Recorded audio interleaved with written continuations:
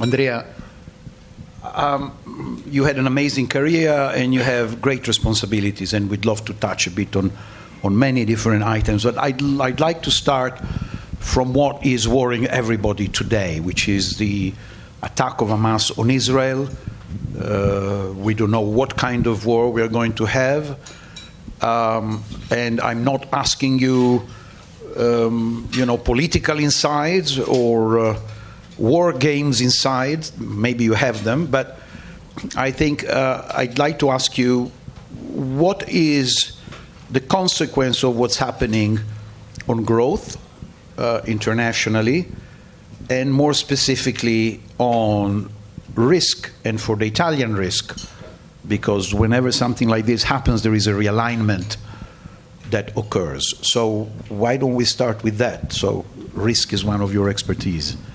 So thank you. First of all, let me thank you all for being here today. It's a privilege for me to be here with such a distinguished group of people. I have no specific expertise on what's going on, of course, in the Middle East. It's clearly a human tragedy that we all saw. The way I see it in terms of the economic consequences is that clearly this is increasing the level of uncertainty that we are all facing, that was already quite significant. So my personal experience is when you have uncertainty increasing in the market, you tend to have kind of a flight to quality. So clearly, for those issuers and borrowers who are probably less robust from a credit standing point of view or from others' point of view, clearly there could be negative consequences. And that is something that in some way we have already seen in the last, I would say, few days and weeks, where spreads, the cost of funding has been increasing for weaker issuers. So that is the immediate consequence that I see. Then I think that what will really matter, and I think that the US government is working in that direction, is to avoid that this conflict actually expands in terms of the actors that are involved, and hopefully that will not happen. That will not become a regional, but it could be worrying for a country like Italy. You mentioned flight to quality. We've seen what happened when there was flight to quality in 2010, after Europe, or rather Germany, failed to encourage a stimulus package after the crisis of 2007-2009, and then the economy suffered. So let's talk about that, because then there is another aspect, so that then we deal with the whole Italian package. But so do you fear that there may be some more spread in the differential between the Bund and the Italian rate if things stay like this, or if they even get worse? And what would be the consequence on growth? So my view is that, first of all, let me say that I have a very positive view of what the Italian government has done in, let's say, this first year. I think that it's been performing much better than many of us expected, that the market expected. Many of those, let's say, not very rational electoral promises have not been maintained, fortunately enough, and I think that they are acting, let's say, prudently. At the same time, I think that there is a strong interest on the, let's say, general European Union side that Italy behaves properly, and of course that public finances are moving in the right direction. I have assisted, and I have seen in the recent weeks and months to a number of measures that are not, the way I see it, very perfectly rational, that they're not, I would say, simply not fully consistent with best international practices. And I'm talking about the tax that you're all aware on extra profit in the banking industry. I'm talking about a measure on MPLs. I'm talking about something that has to do with the law designed to improve the competitiveness of the Italian capital markets, where a number of amendments were clearly not aligned with best practices. I think I have been warning the different people from the Italian government that simply saying that our capital markets is very thin, and therefore we need to have institutional international investors, and that if we deviate from best practices internationally, we run a significant risk because they don't want to see something like that. Yeah, so you touched a key point, in fact, I think, because you're right when you say that the Meloni government has moved more towards the center than people expected, is trying to build some kind of larger coalition through her party, I guess, and more to the point, has been solidly aligned with the United States of America on NATO and military. And therefore, the transatlantic dialogue, the perception is that is strong, except that there are two pillars of the transatlantic dialogue. And you mentioned one, we mentioned one, which is the alliance and NATO.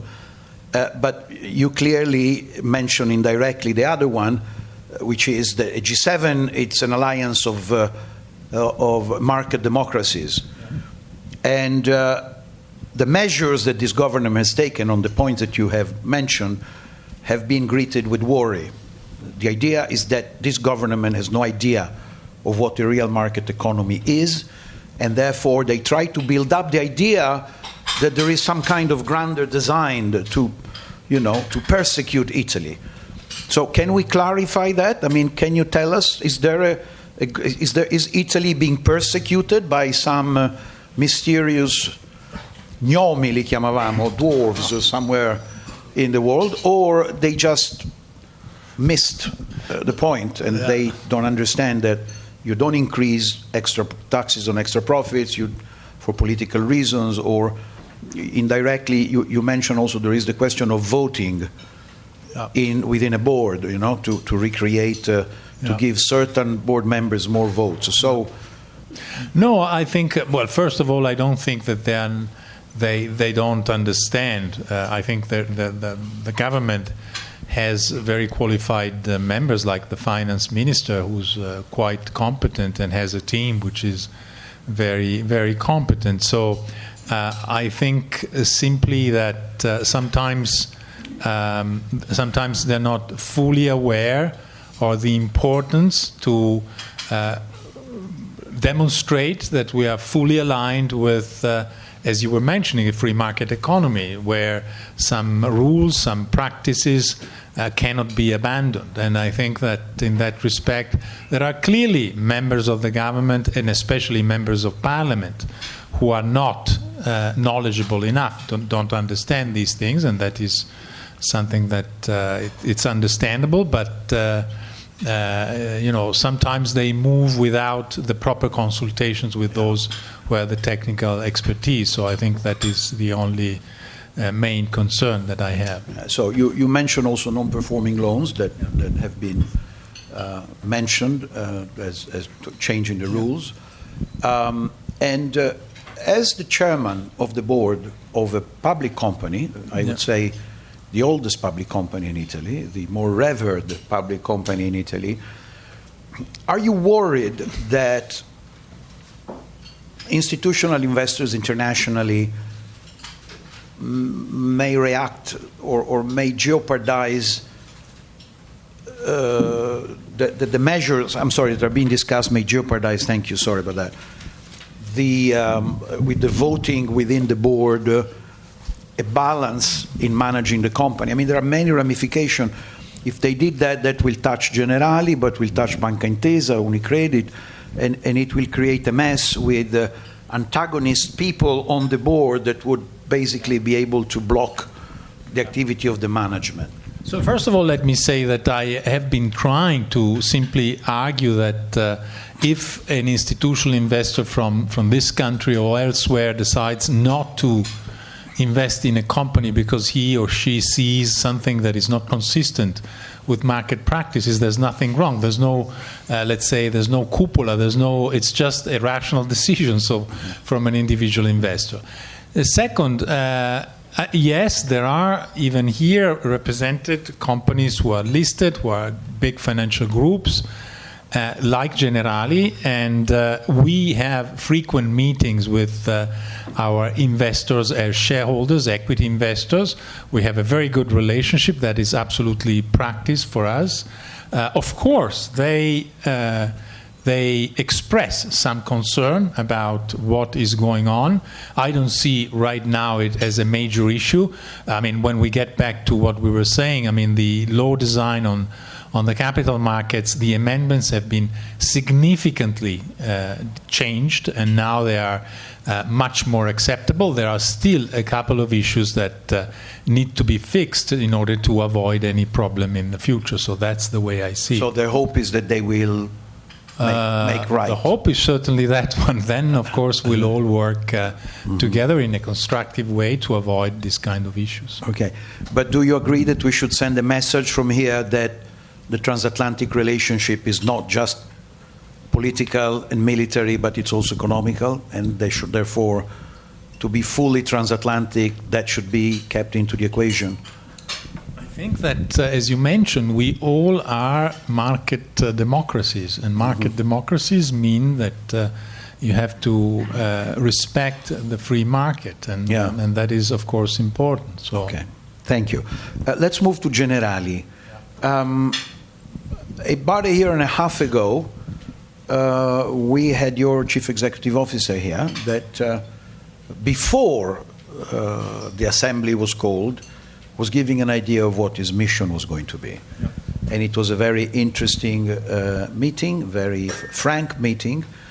And he had some ideas that I think that have been realized. But there is still an underlying feeling among some investors that Generali has been underperforming vis-à-vis other groups like Allianz, like AXA or Zurich in the long term over the past, let's say, 15, 20 years. So well before your time, considering that you started just a year and a half ago. So that somehow has been the cavallo di battaglia, as we say in Italian, of some important shareholders of Generali that claim that things should change drastically to improve the stock price of the company. Yeah. What do you say to that? Well, as you mentioned, I've been in the Generali Group for 1.5 years. Mm-hmm. If I look back at this 1.5 years, we are delivering the strategic plan of the group. The recent acquisitions, we recently acquired Liberty Seguros in Spain, which is an important insurance company, and here in the US, Conning, which is an important asset management with some 150 billion under management. Yeah, sorry, can we open up? That was an important acquisition. Absolutely. Was what, about $4 billion or $3 billion? Conning was not a cash payment. Mm-hmm. It was not even Generali shares. It was basically a merger between Conning and the division of asset management of Generali. So there was no price. Of course, there was an evaluation, but it's less than that, the value. Okay? Mm-hmm. So coming back to your question, I think the point is Generali has been implementing a strategic plan.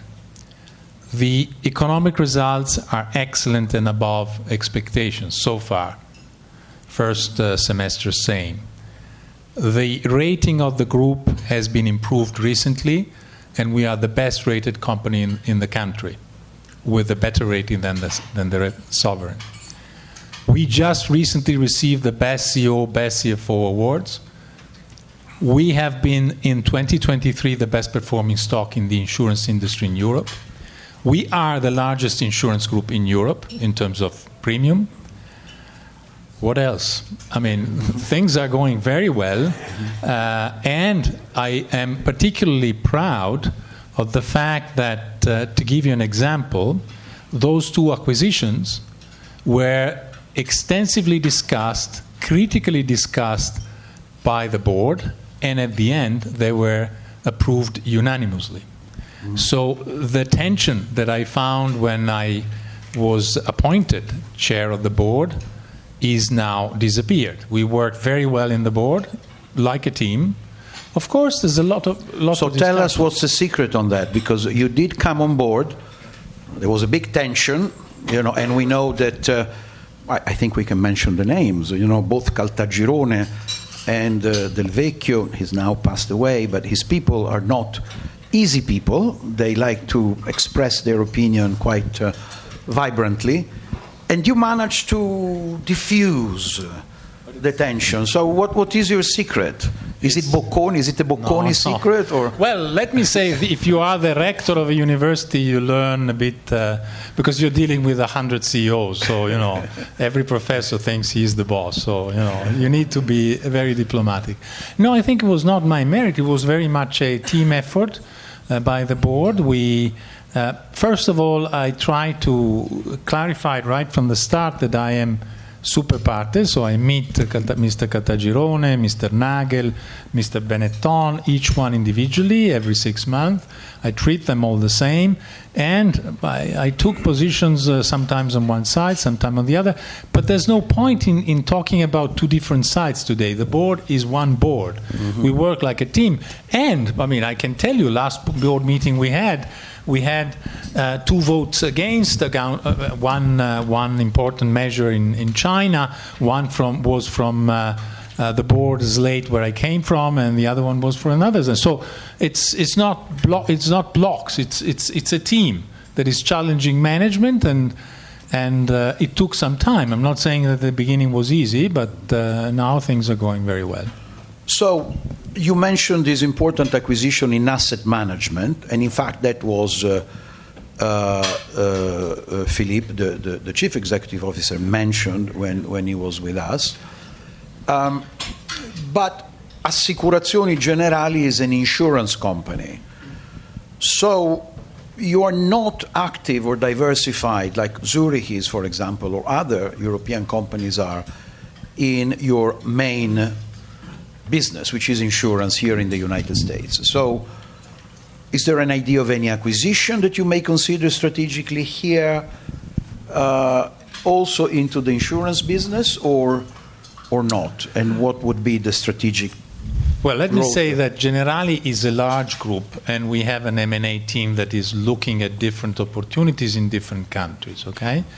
The idea right from the start was to have an acquisition in the asset management in the US, because the US is the most developed market where there is strongest expertise, and for us it was also not only to buy an asset management company, but also to buy the expertise of the people who work in this market, which is particularly competitive and efficient. We are not planning to have an acquisition in the insurance industry in the US. The insurance industry in the US is a very difficult market, it's a very tough market. We're not present. There are, as I mentioned at the beginning, we are the largest player in insurance in Europe. If you look at total premium, we are number 1. There are other markets that we find quite attractive where we could expand.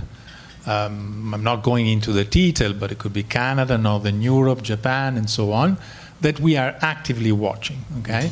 So, but we needed to strengthen our position in asset management because only 14% of the revenues of Generali were generated by asset management. And this is lower than our peers. So that was the rationale. Yeah.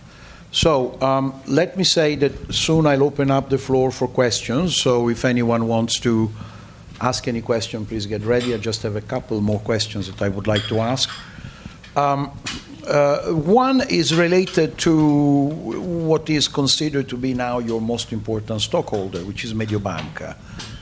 And again, somehow we read in the Italian press that the fight that was in Generali with Caltagirone and with the Del Vecchio family has now been transposed into Mediobanca. I know that it is a stockholder of yours, so you don't know what they think or what they do. But still, what can you tell us about this modus operandi, if you wish? I mean, in a free market, it could be healthy that there is action. But some people detect that maybe there are some ulterior motives in some of these actions rather than just the goodwill of the company and the stockholders. Look, I have really no insight in this. I mean, I know what is going on. I read the media, so I know exactly what is going on. But to be frank, I have the impression that Mediobanca is well managed, is delivering very good results. So I'm confident that that could continue. They have been a stable shareholder of ours. But as I mentioned, I have a relationship with the CEO, Mr. Nagel, exactly as I have with the other big shareholders of ours. So in terms of what's going on in the struggle, I have no more info than all of you have, so it would be pure speculation. So. One other issue which is totally different, but equally important, it's ESG, environmental, social responsibility and governance, that there was a point where it was very big, both in Europe and in the United States. And now we see that there is a bit of resistance in certain political circles in the United States, especially some Republican states, against the ESG. So your company has been at the forefront of encouraging ESG actions. Are you rethinking this in light of what's happening in the United States? How do you react to this? No, not at all. We are extremely committed. We have a very ambitious plan in all our activities, both in the asset management side and in the insurance side. We are one of the founders of this Net Zero Insurance Alliance, which was a group of insurance companies from all over the world, which was in some way sharing common goals and ambitions. Some of them actually withdrew because of what's going on in the US, as you mentioned, with the idea of antitrust not seeing these kind of agreements favorably. We are still members. We're trying to have the alliance evolve in some way, but it doesn't affect our goals and commitments at all. Those commitments are very serious. We also have a foundation on the S side, which is called the Human Safety Net. Here we have Simone Bemperat, who's in some way the mastermind behind this foundation, which is doing a lot. By the way, it's based in a very nice location in Venice, and you're all invited to visit the Human Safety Net at the Procuratie Vecchie in Piazza San Marco. Yeah, which is a wonderful project. Yeah. So let me take this opportunity to say hi to Simone, who's a historic J member. So he's one of our members, but he's not here all the time, so we're lucky enough to have him today. I'd like to recognize a guest that we have, Adrian Vittadini. Thank you, Adrian, for being with us. We hope to see you more often. Adrian is a powerful fashion designer in the United States. And I'd like to take this opportunity to open up the floor for questions.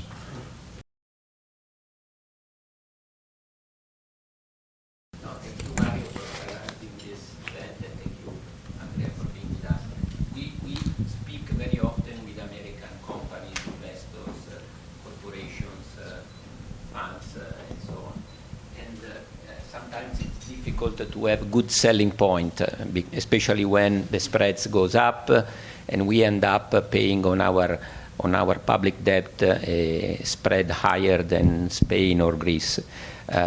Also, if we look at the more, let's say, trade numbers, the trade between Italy and the US is going very, very well, like ever, probably better than ever. But on the other side, the foreign direct investments from the US to Italy is very, very low. What you speak yourself, obviously, in your capacity of chairman of a huge Italian corporation with many investors, what would you be your advice for us in terms of what are the selling points for the American business community? First of all, I had this kind of hat a couple of years ago when I was chair of the stock exchange, and in some way my role was also to attract foreign investors, and I had three arguments. One was the huge public debt in reality has a counterface, which is basically the huge amount of financial assets held by Italian families, which is absolutely true, and it's still true, right? The second was something that unfortunately disappeared, which is the public surplus, meaning that the public finance, we always ran a primary surplus, which is not there anymore. But hopefully, I mean, I saw in the projections by the finance ministry that they are thinking about having it back again back in 24. So let's see whether it's true. And the third, of course, was the huge number of extremely successful SMEs that we have. I know, for example, for experience, that the ones who are listed in the, now it's called Euronext growth market, have been quite successful, and there are plenty of them. So I think that this third leg is probably the most important opportunity for a foreign investor in our country, because it's really plenty of those companies. So I think that could be. And Mario, if I may, I mean, I said earlier that we are not active in the insurance market here in the US. That's not totally true. We have operations quite significant in the order of billions via travel insurance, Europa Assistance, and so on. So it's not as huge as what we have in Europe. But the travel insurance we have here, representative. By the way, yeah, of course, there's my colleague here with us, yes. So. Is the boss of Generali Insurance. Always a salesman, and not just the chairman. There we go.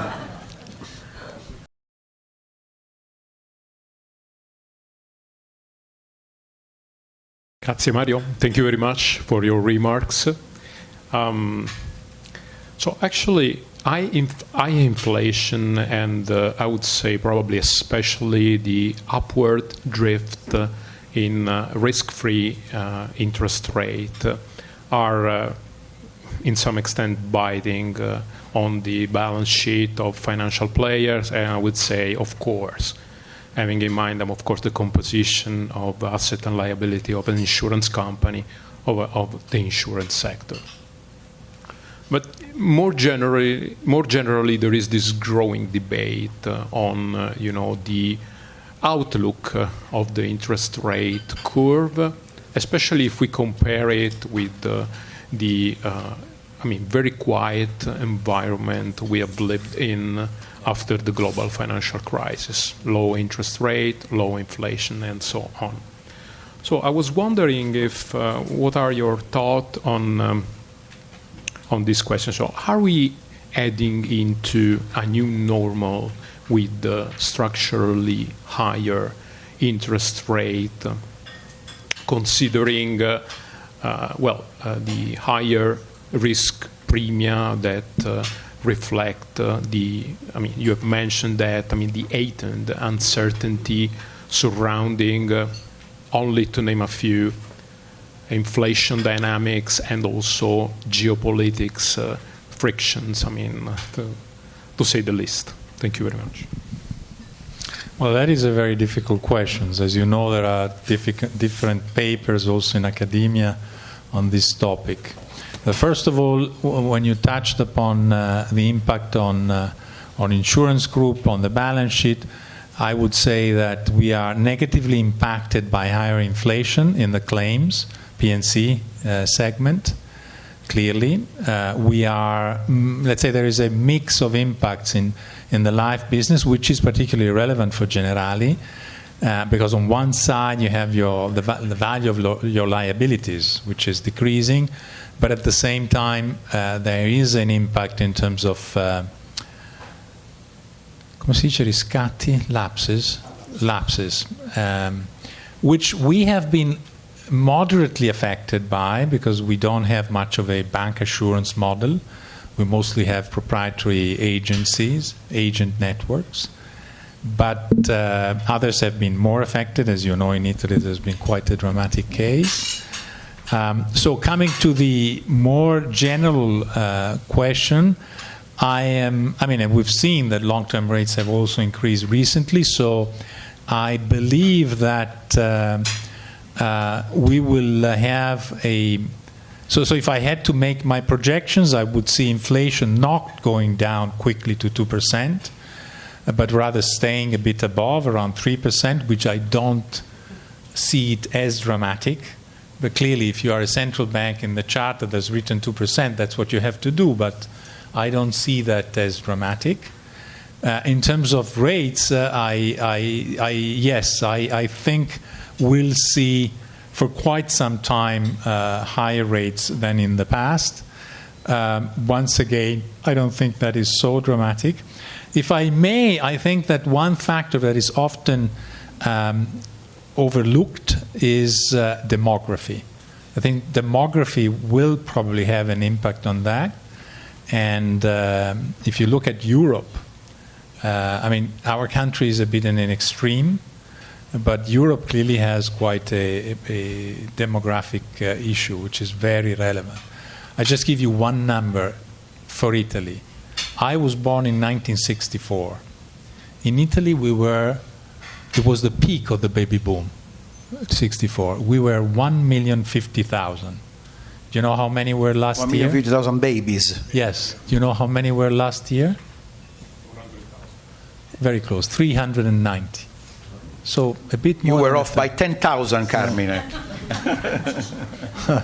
So it's devastating. I mean, it's a world of difference.